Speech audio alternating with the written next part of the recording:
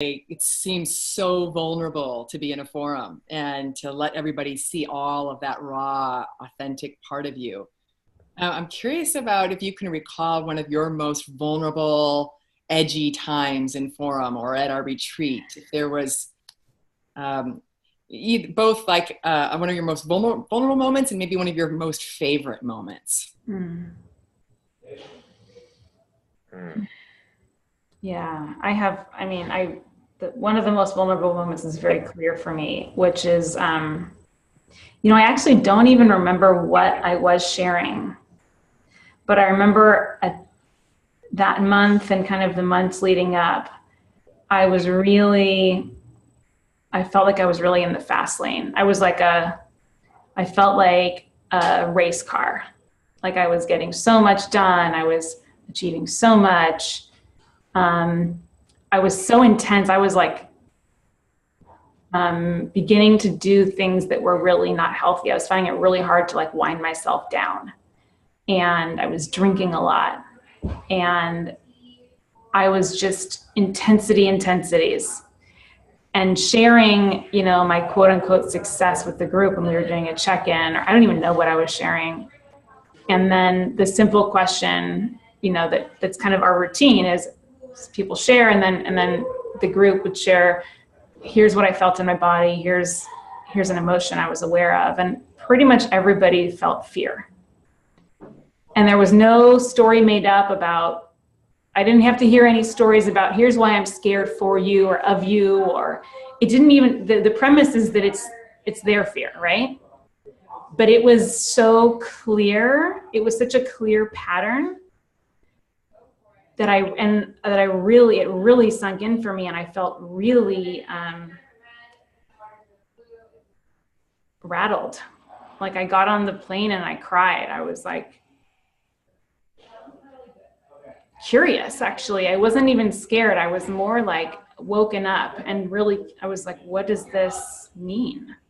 And I really think that was a big, I still like get choked up when I think about it. That was a huge turning point for me, and like the way that I was orienting to myself and to my motherhood and to my husband and my kids and my life and my business and my achievement and my father and, just all of it. Like, it was like, why are you pushing yourself so hard? And like life has been really different since then.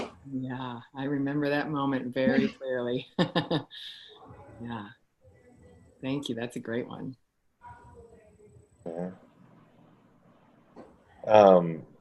For me, we formed this group, I guess, July of last year, and then we had our first meeting in September. And between those two periods, my at that point 3-month-old son was diagnosed with what at the time seemed like it could be a really serious neurological thing. And so I showed up day one of our group in the middle of what I can now look back on as sort of two of the hardest months maybe I've ever experienced. Tears, worry, sleeplessness, not eating. And so my very first experience with CLG was an incredibly vulnerable time for me. And I'll tell you what was interesting about that. I'm moving because my child just got home and I'm going to hide in the bedroom now.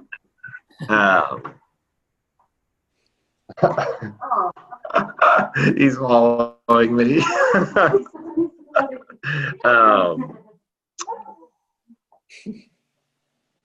The first couple months were a really interesting pattern because in the first month the group held me in a really deep and profound way. And if you remember, the group rescheduled a meeting around a doctor's appointment I had and some other things. But then as we got a little bit further, we started to get some good news about the medical condition being better. The group also held me accountable.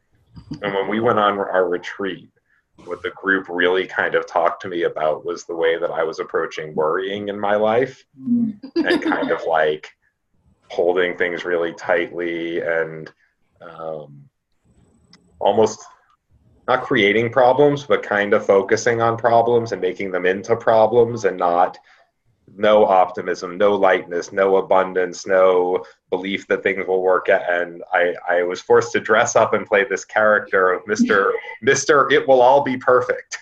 It's all going to be great. Wherever we go for dinner is going to be great. Whatever we eat is going to be great. Whatever happens today will just be great. No worrying, optimism. And it was a profound shift to me. And it really turned the hardest thing I've ever really dealt with as my adult life into an incredible, like, learning opportunity of like what's in this for me about how I'm showing up that can shift in my whole life. Joe, were you forced?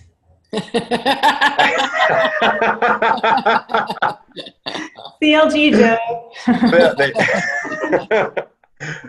You're right. I was not forced. It was just perfect. You were so much fun that night at the Persona party. We were out to dinner and you were this character, and everything was so fantastic. It was so fun. Mm-hmm.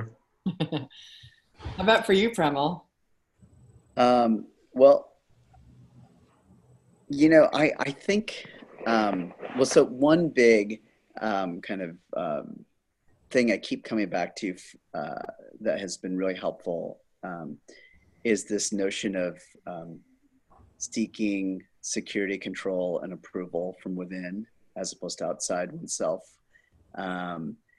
And if I examine my life, so much of, I think, my motivation has been driven by kind of looking for those three things outside of myself. And in terms of a really vulnerable moment, we, I think, began a session once. We usually kind of drop into some type of meditation just to kind of get everyone to arrive and be settled there.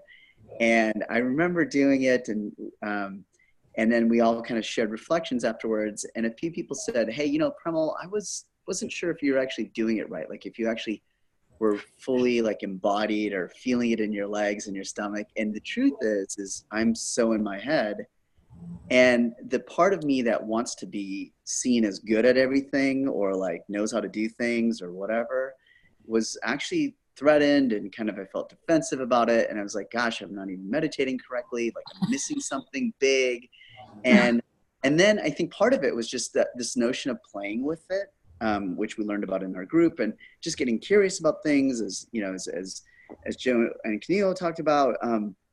And I do think that that's actually something that I'd like to spend more time cultivating, which is being more embodied. And I mean, this is not something that you learn about in school. And so I think kind of the most like those moments where I feel vulnerable or a little raw or not kind of adequate in the eyes of the group or in my perception of how the group is seeing me, I think are the moments that if I stay with it, there's something really meaningful to explore there oftentimes. And so I think it's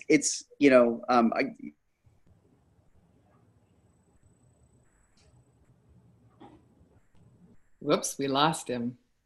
Of control, security, approval, whatever, that thing that you so crave, you can move into a state of curiosity and playfulness and almost amusement around it.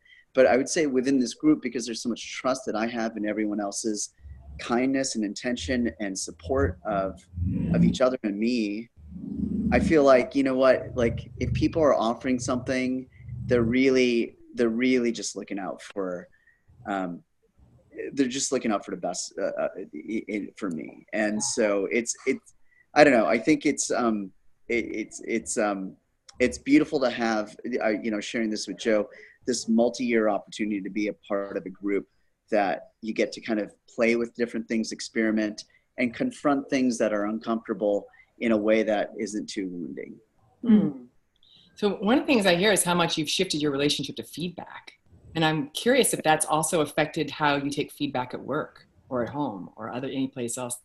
Yeah, I mean, I think it's, if I start with the premise that I am enough and that, I'm trying to source that sense of approval from within, and then my worth is not a function of someone's,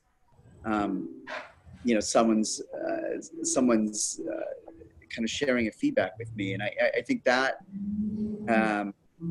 that is a slow shift that I'm excited to continue to, spend time on. Nice. I don't think I'm there yet, but